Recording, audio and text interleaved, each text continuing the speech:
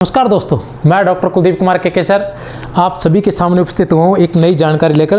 तो आज की जो जानकारी है वो बहुत ही छोटी सी है और वीडियो जो बनने वाला है वो बहुत ही छोटा सा बनने वाला है और एक बहुत ही महत्वपूर्ण जानकारी मैं आपको बताने वाला हूँ। अगर आपने अभी तक फॉर्म नहीं भरा है तो आपके लिए ये बहुत ही अधिक महत्वपूर्ण जानकारी है। महत्वपूर्ण जानकारी हालांकि मैं दूसरे वीडियो में इसे थोड़ा सा बता चुका हूँ, लेकिन फिर भी मुझे ऐसा लगा कि शायद आप लोगों को इसके बारे में अच्छे से बताना चाहिए। तो ये बहुत ही ज़रूरी है। वो ये है कि फॉर्म भरने से पहले हमें किस बात का ध्यान रखना चाहिए। जैसे हम लोग नेट के लिए फॉर्म भरना चाह रहे हैं, जीआरएफ के लिए या फिर दोनों के लिए, किसके लिए हम फॉर्म भरना चाह रहे हैं, तो ऐसी कंडीशन में क्या होता है कि अधिकतर विद्यार्थियों के साथ ऐसा होता है, विशेषकर लड़कियों के साथ, ठीक है, जो महिला वर्ग है उनके साथ तो विशेषकर हो जाता है। क्यों हो जाता है कि जैसे लड़के हैं वो भी क्या करते हैं कि जब फॉर्म भरना होता है, क्योंकि फॉर्म हम भरते रहते हैं, बार बार फॉर्म भरते हैं, तो जिनसे हम फॉर्म भरवाते हैं वो हमारे मित्र बन जाते हैं या आजकल फॉर्म कोई जानकार भी भर सकते हैं।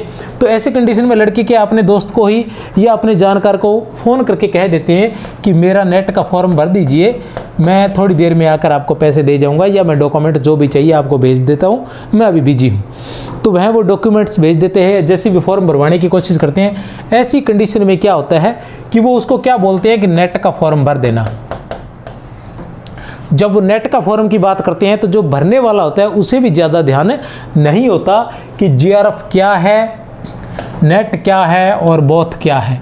तो वो ऐसी स्थिति के अंदर जब वो क्लिक कर रहा होता है, फॉर्म भर रहा होता है, तो वो नेट वाले पर क्लिक कर देता है और यहीं पर सारी गड़बड़ हो जाती है।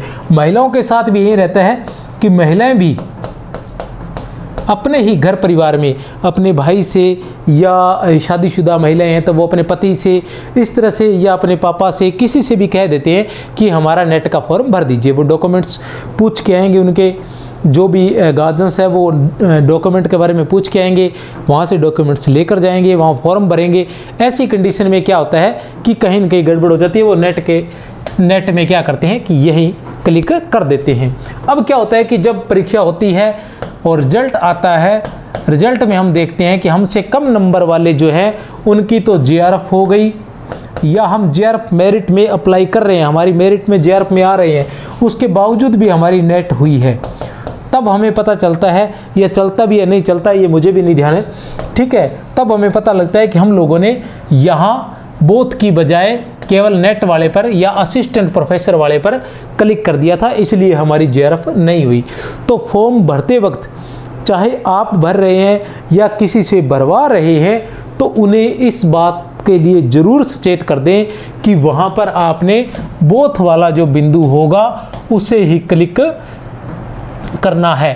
तभी क्या होगा, बोथ वाले पर हम क्लिक करते हैं तो अगर हमारे नंबर नेट के लायक आ रहे हैं या इतने नंबर आ रहे हैं जिससे हमारी नेट क्लियर हो रही है तो हमारी नेट क्लियर हो जाती है, और अगर हमारे अच्छे नंबर आ रहे हैं तो हमारी जीआरएफ क्लियर हो जाती है।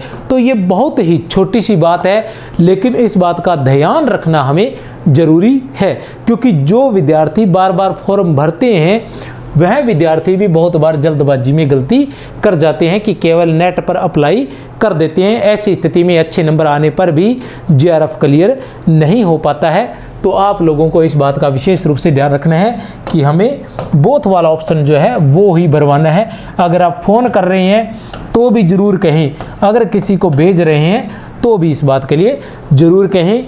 और फॉर्म की लास्ट डेट 31 मई 2023 है, ये आप सभी को ध्यान है।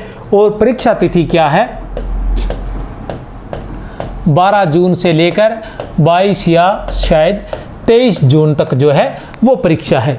12 जून से लेकर 22 जून या 23 जून तक जो है वो नेट की परीक्षा चलेगी। तो समय बहुत कम बचा है। ऐसी स्थिति के अंदर आप डट कर तैयारी कीजिए। मेरी तरफ से आप सभी को बहुत बहुत शुभकामनाएं।